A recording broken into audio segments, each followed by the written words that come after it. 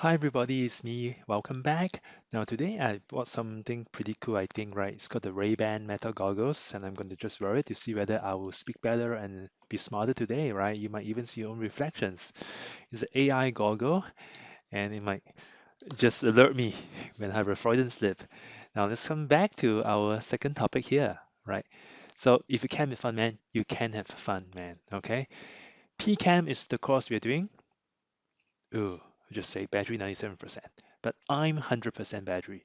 Now, today we'll be talking about the topic two, counting of molecules and concentrations. We have done the first part, it's behind you, okay? Now just practice. At the end of this class, you have learned, be able to articulate and explain what is atomic mass, what's the standard atomic weight, what's molecular weight, molar mass, a mole as a counting unit, and concentrations of solutes in solutions. These are just terms, okay? First of all, you see, these are the tiny boxes in the periodic table.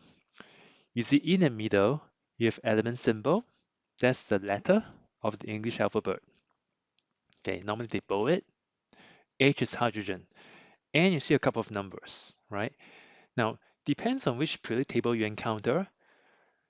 Sometimes they arrange the numbers top, left, bottom, right. So to make things easy, there are two numbers. There's always one that's bigger than the other. Okay, in this case, 1.008 is larger than 1. The larger number is the mass number, and we call this the atomic weight. The smaller number will be your integer because it's the number of protons. That's like the identity card, is your PPS number, okay? No one can have the same PPS number as you. Your atomic number, and that denotes the identity of the elements here. Now for hydrogen, you will have learned that there are three isotopes. Hydrogen, H2 hydrogen, we call it deuterium, and H3 hydrogen, tritium. So the atomic mass, the term is defined as the total mass of protons, neutrons, electrons in a single atom. Okay, so in this case, the total mass is 1. The total mass here is 2. The total mass is 3. And we talk about the mass of protons, electrons, and your neutrons. These are subatomic particles in the last class. If you forget, revise it. So let's focus. So how do we get this number from? We always compare with a reference point, right? Just like like a balance, we weigh it out and compare. Okay. The atomic mass is often simplified in a term called atomic mass unit, called small letter lowercase AMU there. Okay, and here we'll show you what is AMU. It is like the mass of an atom of an element that's equivalent to the one atom of the other element. I know it's a mouthful, but basically we're just trying to do things relatively. Chemistry is always relative. Can I say you're tall? No. How tall are you, right? Relative to someone else. Can I say how beautiful you are? Yeah, you are beautiful, but someone else is also beautiful. So in this case, I give an example called like a sulfur atom is 32 times heavier than a hydrogen atom.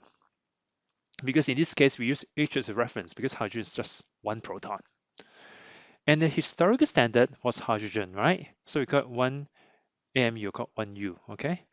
Now, but today's standard, in today's for 2025 and even forevermore, all right, years to come, we will always use carbon. We have a carbon-12. This is one of the most stable isotope of carbon. We use 1/12 of a carbon-12 atom as a reference. 1/12 times 12 is 1, right? But we do not take, why not you just take hydrogens? But no, carbon-12 is more stable, it's more abundant, you can see around on the earth, right? We find in graphite, in diamond. So we use 1/12 of a carbon-12 as a reference point. Essentially just 1U. Another term here is called the standard atomic weight, and this refers to the mean, the average, relative atomic mass of the element in the local environment of the Earth's crust and the atmosphere high up, determined by the IUPAC Commissions on Atomic Weights and Isotopic Abundances. And these are what we call the practice. So IUPAC is the International Union of Pure and Applied Chemistry, and I had the pleasure of representing Ireland.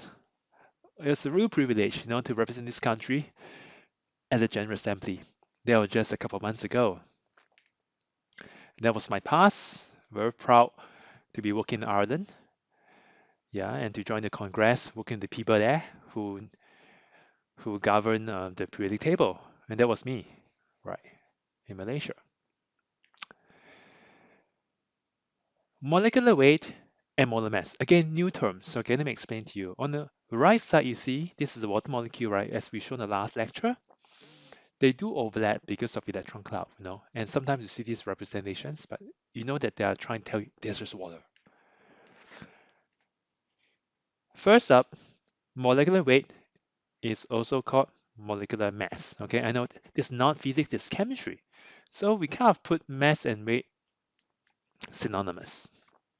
In physics, it's a different story. They're very, very pedantic. This means it's the sum of the atomic weight of all the atoms in the molecule, right? So in this case, oxygen is normally 16, hydrogen is 1, so 1 plus 1 plus 16 is 18. We did the math in our live class just today morning. So you see, it's 18.01528 U. How come there's a bit of decimal? Because remember, 2 slides ago, you see hydrogen is 1.008, right? There's a bit of decimal places because it's the average of the isotopes. Now, the other term is called molar mass. They might look similar, but they're very different. Molecular mass is different from molar mass. So the mass of one mole of molecule is called the molar mass here, right? And normally we use gram per mole. That's the unit, right? So you see, we have this unit. Okay, the value is the same, but the unit is different. Okay, so again, just being very pedantic here. Just get used to it. Okay, when you see this little sticker, that means you got to be confident and get it right. So what is in the number, right? It's a big number. Do you have to remember it? You bet. If you have this amount in your bank account, you'll laugh, right? Who wants to be a millionaire? So this is a mole. That's the mole number, right? 6.022 times 10 power 23. It's a lot. Okay, so there's a mole here, right? I'm with Dr. Professor Millennium. Okay, just last year. So, but it came from Dr. Amedeo Avogadro, born in the era 1776 to 1854 here, right? He's a cool scientist, and here's another legend called Professor Millennium, okay? And I do not know his birthday, but he's still living today, okay? So from the American Chemical Society, there's a mole, okay? Dr. Mole. And mole's the number you just saw. And I had the privilege of having a shot with Dr. Mole in person, another mole, and another mole. So how many moles are there in this frame? How many legends are there in this frame? 6.022 times 10 power 23.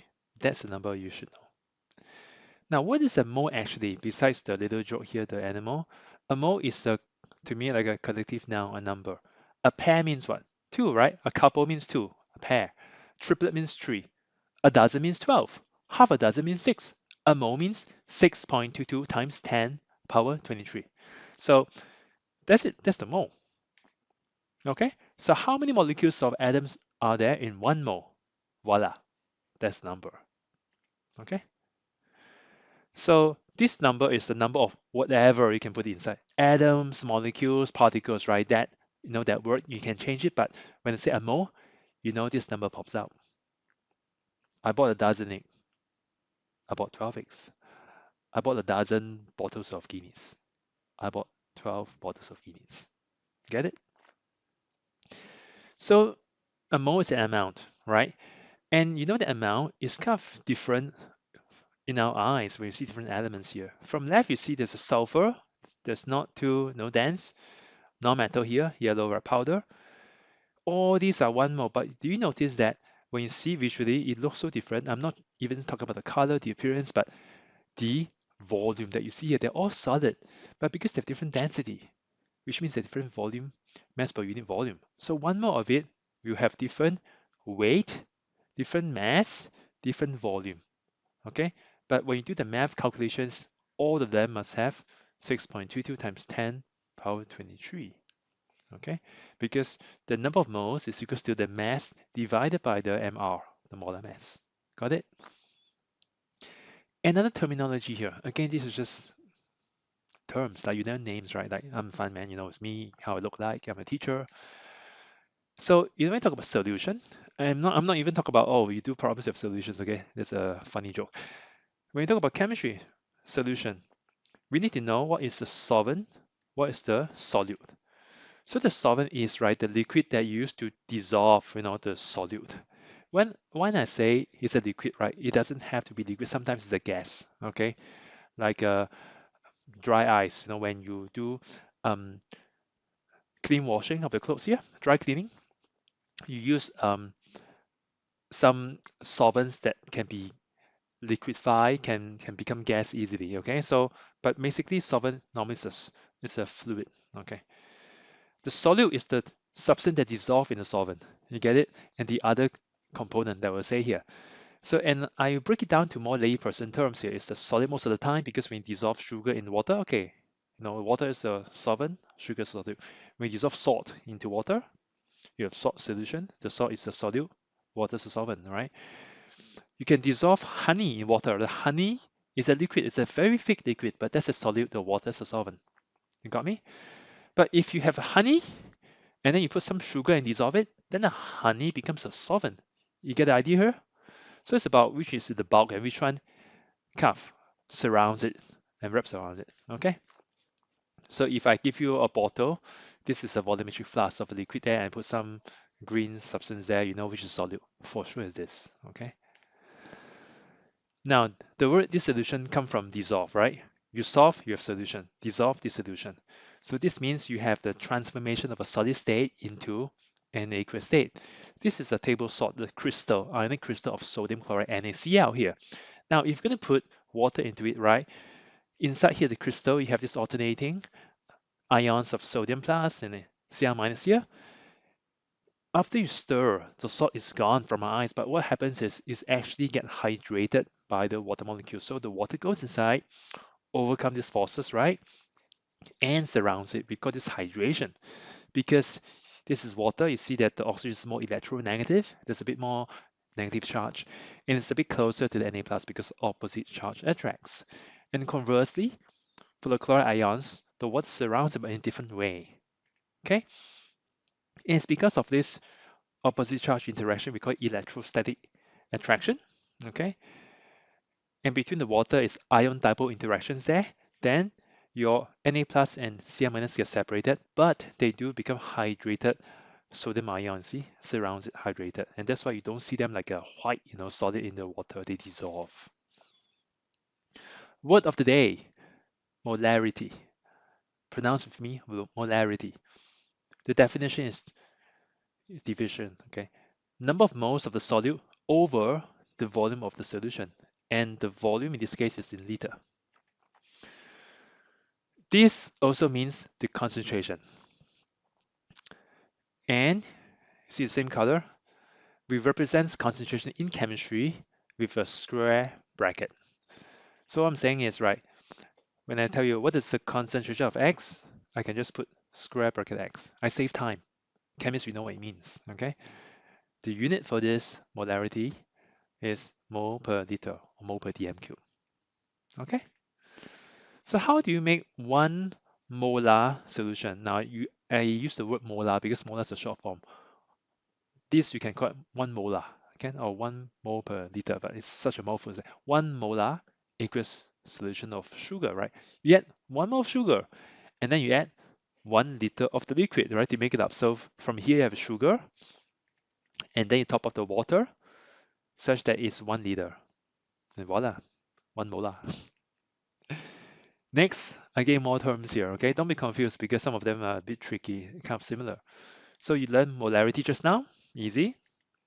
Now it's molality. Molality, okay? It's the number of moles of solute. So the top is the same, but the bottom is no longer volume, it's the mass of solvent in the solution. You might tell me it's the same, isn't it? So yes, for water it's the same because water's density is 1.0 kilogram per liter. So 1 liter of water is 1 kilogram of water, but it's not the same for honey, even for alcohol, just different. Okay, so take note of that. Next, you have mass fraction. Fraction like math, the mass of the solute in the solution to the mass of the solution. Okay, see here? These are not tricky, but it's important to know. Okay, because solution contains your solvent and your solute.